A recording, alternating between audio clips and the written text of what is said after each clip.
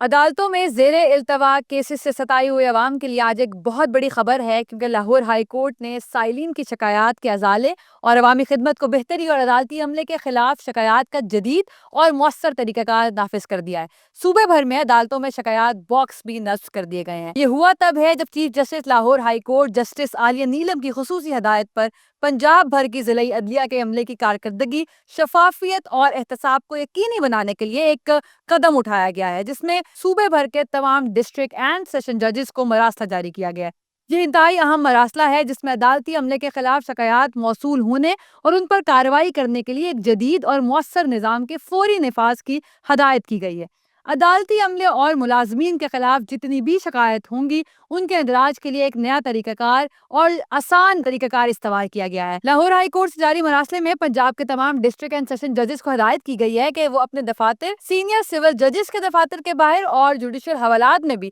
شکایات وصول کرنے کے لیے ایک ای میل ایڈریس اور واٹس ایپ نمبر واضح طور پر آویزہ کریں گے، اور اس کے ساتھ ہی شکایات درج کرانے کے لیے ڈسٹرکٹ اینڈ سیشن ججز کے دفتر کے باہر ایک اسپیشل شکایت باکس لگے گا۔ یہ ایک ڈراپ باکس ہوگا جس میں کوئی بھی شخص اپنی شکایت ڈال سکتا ہے، اور ان باکسز کو روزانہ کی بنیاد پر ڈائری بکس کے کھلنے کے وقت ہی کھولا جائے گا۔ کسی بھی شکایت پر فوری کارروائی کو یقینی بنایا جائے گا اور بر وقت عمل درآمد میں کوئی تاخیر نہیں ہوگی۔ اس مراسلے میں یہ بھی بتایا گیا ہے کہ شکایات نظام کو مکمل طور پر شفاف اور جواب دہ بنانے کے لیے اس پر کارروائی ہوگی، اور اس کے ابلاغ کو بہتر بنانے کے لیے یہ کیا گیا ہے کہ ایک ایس ایم ایس جنریٹ ہوگا۔ جیسے ہی وہ اپلیکیشن ریسیو ہوگی تو شکایت کرنے والے کے موبائل نمبر پر ایک ایس ایم ایس آئے گا، اور اس کو ٹریک کرنے کا طریقہ کار بھی بتایا گیا ہے۔ جیسے ہی اس پر حتمی فیصلہ ہوگا تو شکایت کنندہ کو ایک اور میسج ریسیو ہوگا جس میں بتایا جائے گا کہ اس کی شکایت کے ساتھ کیا بیتی۔ اس کے علاوہ ڈاک کے ذریعے بھی اس کے پتے پر باضابطہ طور پر سرکاری خط بھی